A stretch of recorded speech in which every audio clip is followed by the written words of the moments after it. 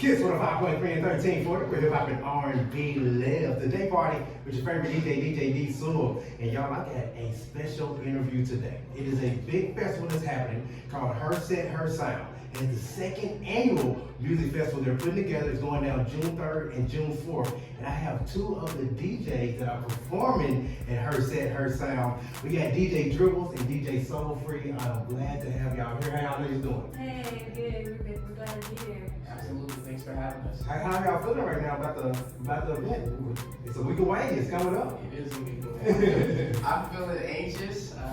Also, like, just can't wait to see how it all lays out this year. Yeah. With it being 2 days this year, I think it's going to be Oh, even bigger and better. So I'm excited about that. That's great. So y'all, let's start off with how did y'all get into DJing?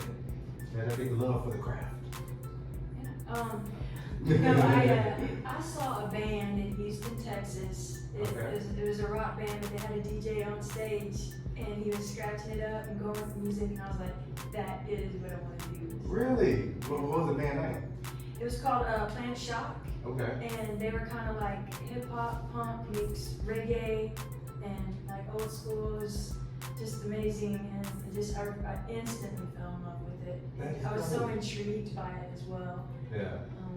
It seemed kind of mysterious to me, and the way they were like, I was like, how are they doing that? Yeah. I didn't even really understand the concept of the crossfader or anything. Yeah.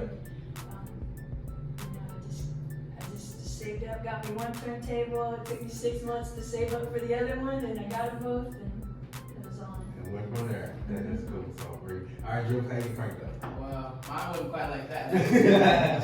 I like that. Mine was just a passion. I grew up kind of like around music, like in music, but not really fully involved because I was a basketball player. So that took up most of my young life. Drew, can you say the name? I mean, you can find out. Okay. So yeah, like I played drums in middle school. Was kind of got me involved in the music aspect. And then in college, it was kind of like I used to make a lot of playlists for my teams, my teammates. I should say my teams. And so like in college is where I kind of developed, man, I want to be a DJ.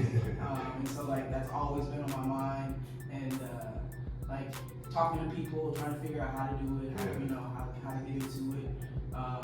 So yeah, like 15 years later, here I am. So That's cool. Just stuck with it and just kept figuring it out. Kept trying to figure out like when, how, and then all of a sudden it was like, boom, this is how you're gonna do it. This is it. That's cool.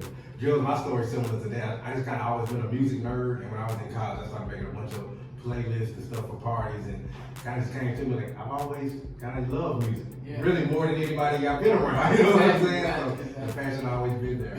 So, ladies, your second year doing this. So, any adversities y'all face doing this so far? So, any difficulties? I mean, I don't know. It's been so supportive in the community so far, and everything's been good. I've actually seen it be a little bit easier this year in a lot of ways, because the first year was like kind of like breaking the ice, you know, and but we had so much support. The place was packed, and just had such a great synergy and an energy going on that it's just really fueled us through to this one, I think. That's what I love to hear. Yeah, I would definitely say kind of the same thing. It's just kind of opened a lot of doors, right? Like the platform that Robin's given, all of these women has kind of, let people see like it's not just about women and DJing, because most of the time, like that's what you see, right? Majority of the time, you may get one woman, but to be able to put 8 women on the stage and kind of show, the community like, hey, there are women out here that kind of do the similar thing that you guys call them on.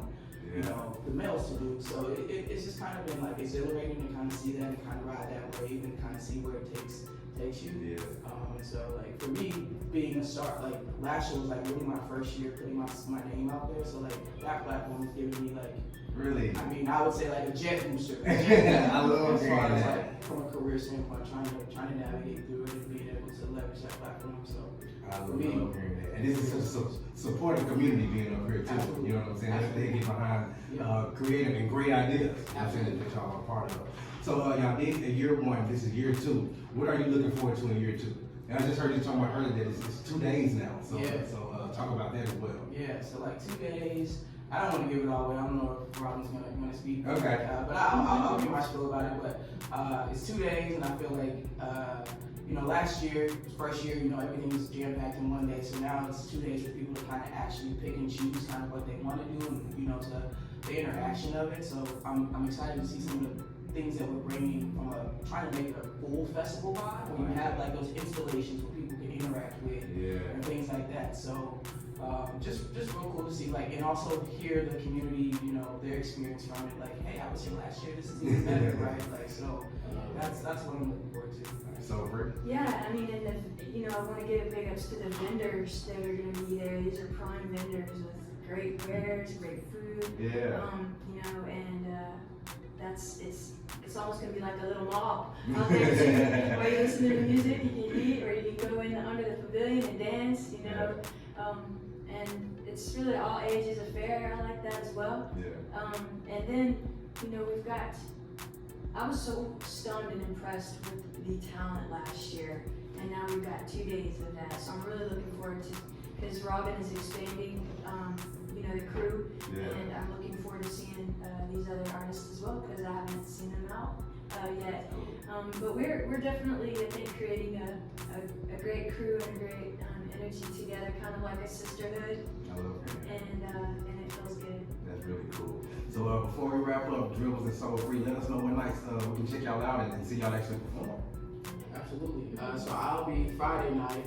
Okay. So yeah, if you want to come out, I have a cool set. I haven't figured out what I'm gonna play yet. All right. But it'll be a mix of hip hop. I mean, I love hip hop, R&B, and reggae. So. All right. But yeah, Friday night, you can catch me. Okay.